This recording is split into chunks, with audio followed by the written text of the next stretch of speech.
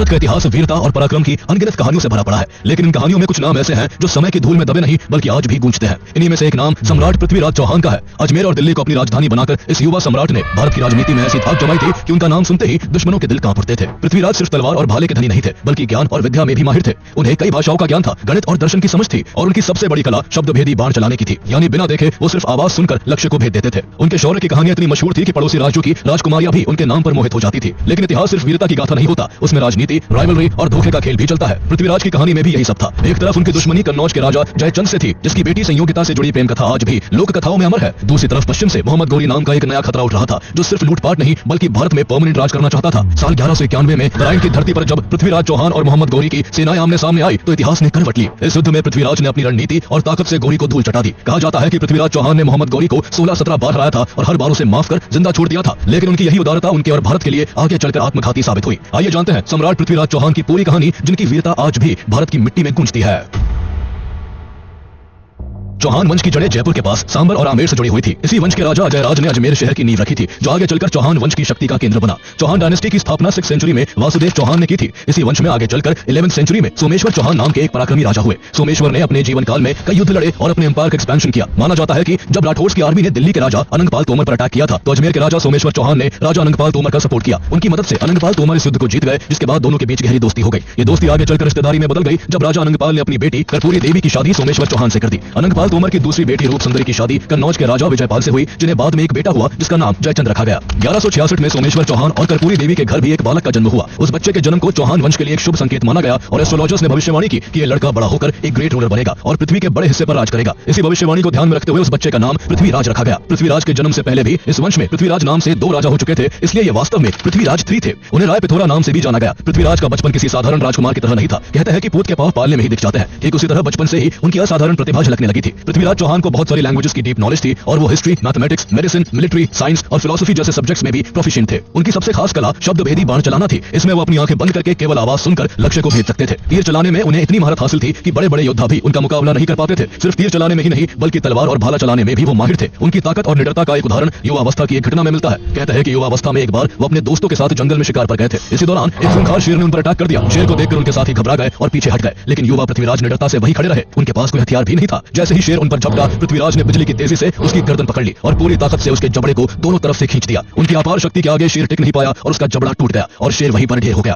ये घटना सिर्फ एक शिकार की नहीं थी, बल्कि इस बात का प्रमाण थी कि पृथ्वीराज चौहान बचपन से ही फियरलेस, पावरफुल और क्लेवर थे। लेकिन किस्मत का इम्तिहान जल्दी ही आना था। जब वो सिर्फ 11 साल के थे तभी उनके पिता का निधन हो गया। अचानक पूरे राज्य की जिम्मेदारी युवा पृथ्वीराज के कंधों पर आ गई और सोमेश्वर चौहान के उत्तराधिकारी के रूप में उन्हें अजमेर का राज सिंहासन संभालना पड़ा। ये बहुत नाजुक समय था, क्योंकि उनकी कम उम्र का फायदा उठाकर उनके अपने फेडरेटरीज और सरदारों ने विद्रोह करना शुरू कर दिया और किंगडम के हिस्सों को हड़पने की कोशिश करने लगे। इस संकट की घड़ी में उनकी मां रानी कर्पूरी देवी ने राजसत्ता की बागडोर संभाली। रीजन के रूप में उन्होंने कंदबवासा जैसे ट्रस्टवर्दी मिनिस्टर्स की मदद से राज्य को स्टेबिलिटी दी। हालांकि हमीर महाकाव्य के अनुसार ऐसा माना जाता है कि पृथ्वीराज चौहान के पिता सोमेश्वर चौहान की मृत्यु उस समय नहीं हुई थी, बल्कि उन्होंने खुद सिंहासन अपने बेटे पृथ्वीराज को सौंप दिया था और खुद संन्यास लेकर जंगलों में चले गए थे। इसके बाद अपनी मां रानी कर्पूरी देवी की देखरेख में युवा पृथ्वीराज ने शासन की बारीकियों को सीखा। वो जल्द ही गवर्नेंस में इतने माहिर हो गए कि दरबार के लोग और राज्य की जनता उनकी तारीफ करते नहीं थकती थी। लेकिन मां के आंचल में बैठकर राज्य नहीं चल सकता था, इसलिए जिस उम्र में बच्चे खेलने में व्यस्त रहते हैं उस उम्र में उन्होंने पूरे राज्य का भार अपने कंधों पर उठा लिया। साल 1180 में सिर्फ 14 साल की उम्र में उन्होंने पूरी तरह से सत्ता अपने हाथों में ले ली और एक इंडिपेंडेंट रूलर के रूप में राज करने लगे। यही से शुरू हुई इस वीर योद्धा की यात्रा, जिसका नाम आगे चलकर दिल्ली के तख्त से लेकर तराइन के मैदान तक गूंजने वाला था। पृथ्वीराज के सत्ता संभालते समय यह साफ हो गया था कि उनके सामने सबसे बड़ी चुनौती बाहरी इन्वेडर्स नहीं बल्कि उनके अपने ही लोग थे। उनके सगे संबंधी उनकी कम उम्र का फायदा उठाकर विद्रोह कर रहे थे और राज्य के हिस्सों को हड़पने की कोशिश कर रहे थे। ये घटना बताती है कि 12th सेंचुरी में भारत का फ्यूडल सिस्टम कितना कमजोर और अनस्टेबल था। जब कोई स्ट्रॉन्ग सेंट्रल रूलर नहीं होता था तो लोकल सरदारों की लॉयल्टी राज्य के बजाय अपने पर्सनल इंटरेस्ट की तरफ मुड़ जाती थी। राज्याभिषेक के करीब 3 साल बाद युवा पृथ्वीराज चौहान ने अपनी माता रानी कर्पूरी देवी के संरक्षण से बाहर निकलकर एक पावरफुल एम्परर के रूप में अपनी पहचान बनानी शुरू की।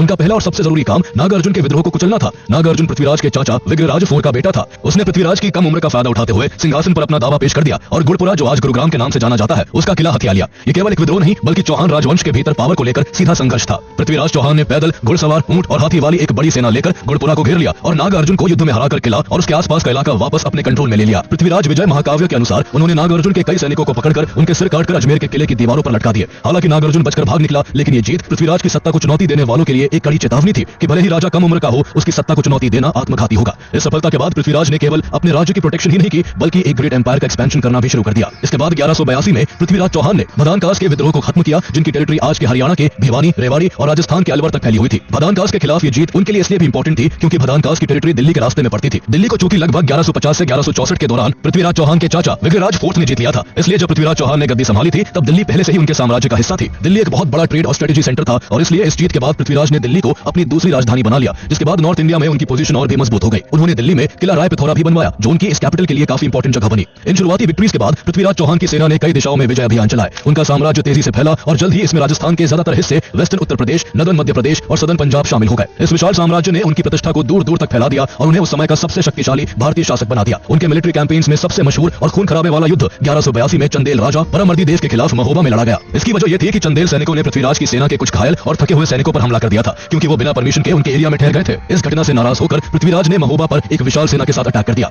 ये युद्ध भारतीय लोक कथाओं और इतिहास में चंदेल के दो महान सेनापति आल्हा और उदल की अद्भुत वीरता के लिए अमर हो गया। दोनों भाइयों ने अपनी मातृभूमि की रक्षा के लिए चौहानों की सेना को कड़ी टक्कर दी और अपार साहस का प्रदर्शन किया। कहते हैं कि इस युद्ध में उदल की मौत हो गई थी, जिससे गुस्साए आल्हा ने पूरी ताकत के साथ पृथ्वीराज की सेना पर भयंकर हमला कर दिया। आल्हा के सामने उस समय जो भी आया वो मारा गया, लेकिन आखिर में इस युद्ध में चंदेलों की हार हुई। पृथ्वीराज ने महोबा पर विजय प्राप्त की और परमर्दी देव को भागना पड़ा। ये पृथ्वीराज के साम्राज्य के विस्तार के लिए एक बड़ी जीत थी। हालांकि ये जीत आसानी से नहीं मिली थी। इस युद्ध में पृथ्वीराज को भी भारी नुकसान हुआ था और इसमें उनकी सेना के कई बहादुर सैनिक मारे गए थे। इसी दौरान पृथ्वीराज की एक और ताकतवर राजवंश से राजनीतिक दुश्मनी खुलकर सामने आ गई। ये दुश्मनी कन्नौज के गाड़वाल राजा जयचंद के साथ थी। दोनों ही राजा अपने अपने साम्राज्य को दूर दूर तक फैलाना चाहते थे, इसलिए उनके बीच राइवलरी थी। हालांकि ऐसा भी माना जाता है कि जयचंद दिल्ली की गद्दी पर अपना अधिकार मानते थे, क्योंकि दिल्ली पर कभी जयचंद के नाना अनंगपाल तोमर का राज था, जिसे चौहानों ने छीन लिया था। इस वजह से दोनों राजवंशों के बीच पावर एंड सुप्रीमेसी को लेकर कई सालों से दुश्मनी चली आ रही थी। यहाँ तक कि जयचंद ने महोबा की लड़ाई में पृथ्वीराज चौहान के खिलाफ चंदेल राजा की मदद भी की थी। पृथ्वीराज रासो के अनुसार ये टकराव तब और पर्सनल हो गया जब कहानी में जयचंद की बेटी संयोगिता की एंट्री हुई। कहते हैं कि संयोगिता पृथ्वीराज की बहादुरी और शौर्य के किस्से सुन सुनकर उनसे प्रेम करने लगी थी और उसने मन बना लिया था कि वो सिर्फ उन्हीं से शादी करेगी। जब ये बात जयचंद तक पहुंची तो वो आग बबूला हो गए। पृथ्वीराज से उनकी पुरानी दुश्मनी थी और वे इस रिश्ते को कभी एक्सेप्ट नहीं कर सकते थे। जयचंद ने अपनी बेटी के इस प्रेम को अपनी और अपने राज्य की इंसल्ट के रूप में देखा। इसी इंसल्ट का बदला लेने के लिए जयचंद ने एक चाल चली और एक भव्य स्वयंवर का आयोजन किया। स्वयंवर प्राचीन भारत की एक प्रथा थी, जिसमें शादी के योग्य राजकुमारी के लिए कई बार एक सभा में इकट्ठे होते थे और राजकुमारी अपनी पसंद से उनमें से किसी एक को चुनती थी।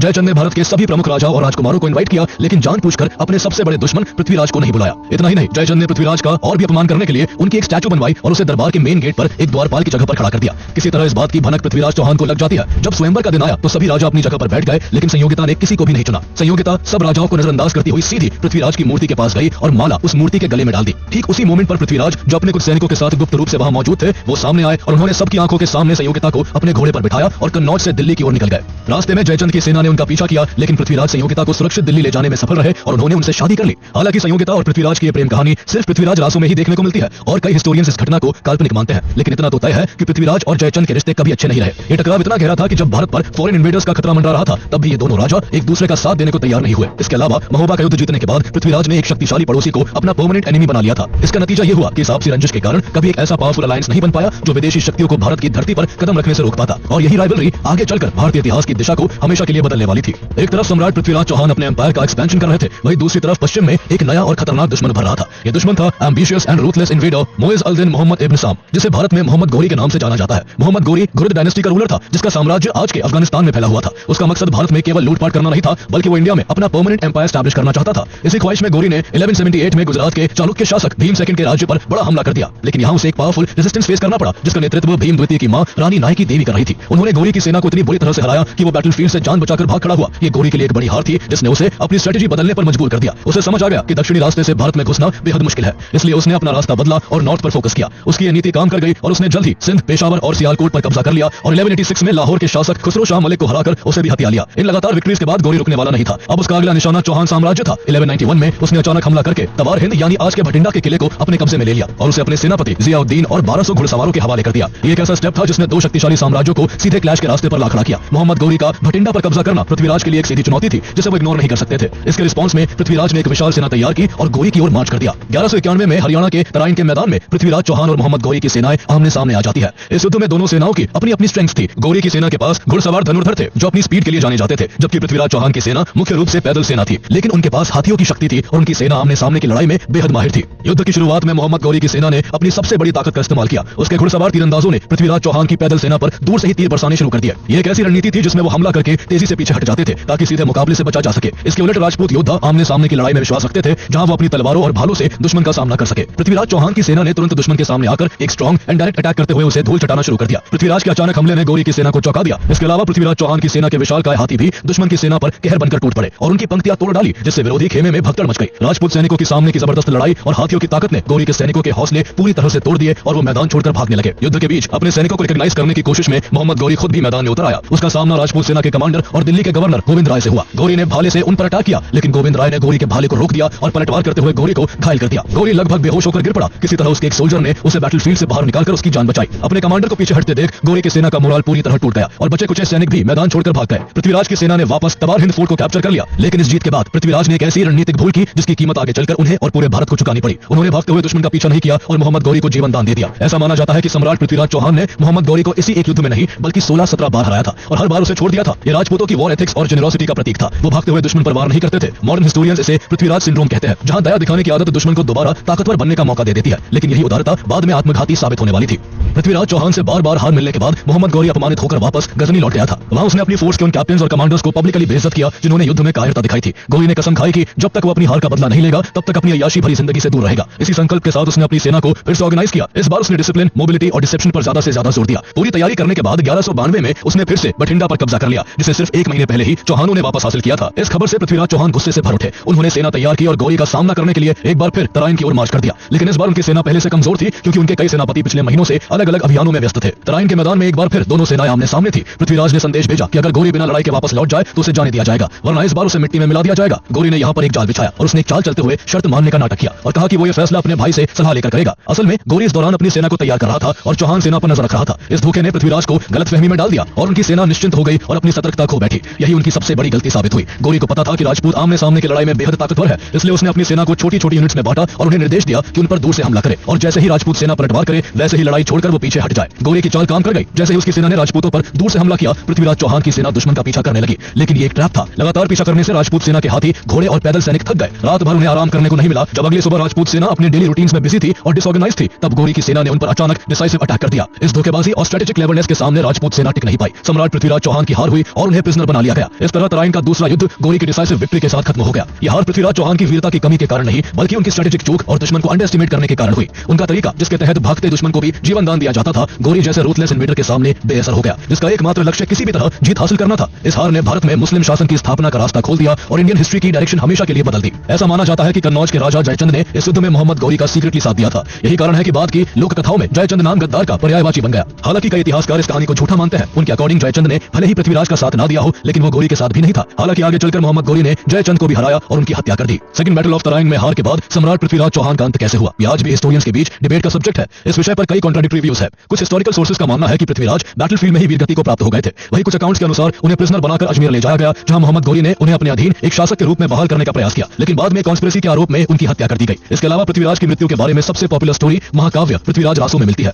इस स्टोरी के अनुसार तराइन के युद्ध में हार के बाद गौरी पृथ्वीराज को प्रिजनर बनाकर गजनी ले गया। वहां उसने उन्हें बहुत यातनाएं दी, लेकिन फिर भी जब सम्राट पृथ्वीराज चौहान की आंखें गौरी के सामने नहीं झुकी तो मोहम्मद गौरी ने हुक्म दिया कि पृथ्वीराज चौहान की आंखें निकाल ली जाए। उसके हुक्म की तामीर हुई और हथकड़ियों और बेड़ियों में जकड़े निहत्थे पृथ्वीराज चौहान की आंखों में गर्म सलाखें उतारकर उन्हें अंधा कर दिया गया। सम्राट पृथ्वीराज को आंखों का बलिदान स्वीकार था, लेकिन आंखें झुकाना मंजूर नहीं था। इसी दौरान पृथ्वीराज के कोर्ट पोएट चंद्रबरदाई भी किसी तरह गजनी पहुंचे। उन्होंने देखा कि गौरी पूरे नगर के सामने पृथ्वीराज को अपमानित कर मारने की योजना बना रहा है। चंद्रबरदाई ने एक चाल चली और गौरी से कहा, सुल्तान, तुम जिसे मृत्यु दंड देने जा रहे हो वो कोई सामान्य राजा नहीं बल्कि सम्राट पृथ्वीराज चौहान है, जिन्होंने तुम्हें युद्ध के मैदान में दर्जनों बार धूल चटाई है। गौरी ने पृथ्वीराज चौहान का मजाक बनाते हुए कहा कि अब ये अंधा किसी काम का नहीं। इस पर चंद्रबरदाई ने मोहम्मद गौरी से कहा कि तुम्हें नहीं पता, हमारे सम्राट शब्द भेदी बाण चलाने की कला में माहिर है, वो सिर्फ आवाज सुनकर लक्ष्य को भेज सकते हैं। गौरी ने इस बात पर भी पृथ्वीराज चौहान का मजाक उड़ाया और कहा कि अगर ऐसा है तो पूरा नगर ये तमाशा देखेगा। इसके बाद एक दिन सभा का आयोजन हुआ और भारी भीड़ जमा हो गई। पृथ्वीराज की बेड़ियां खोल दी गई और उनके हाथ में धनुष बाण थमा दिए गए। गौरी ने चंद्रबरदाई के सामने एक शर्त रखी थी कि अगर पृथ्वीराज शब्द भेदी बाण नहीं चला पाए तो उनका भी सर कलम कर दिया जाएगा। चंद्रबरदाई ने मुस्कुराकर जवाब दिया कि ऐसी नौबत नहीं आएगी। इसके बाद करतब शुरू होता है और चंद्रबरदाई एक दोहा पढ़ते हैं, 4 बास 24 गज अंगुल अष्ट प्रमाण, ताऊ पर सुल्तान है मत चूको चौहान।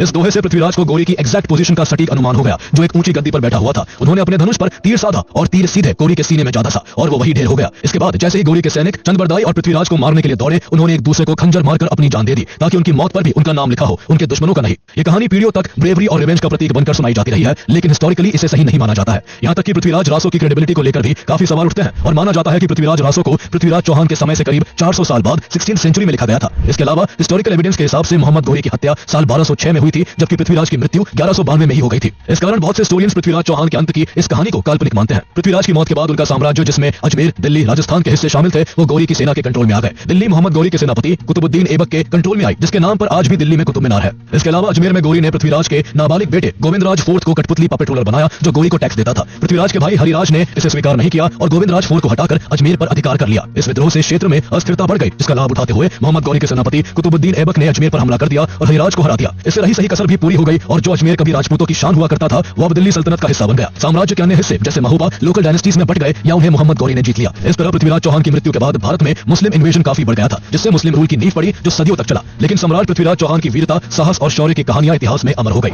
उनकी कहानी ने आने वाली पीढ़ियों को प्रेरित किया और उन्हें नेशनल प्राइड का प्रतीक बनाया। उनकी विरासत हमें ये याद दिलाती है कि भले ही युद्ध में हार हो जाए, लेकिन वीरता, सम्मान और साहस की कहानी कभी नहीं मरती।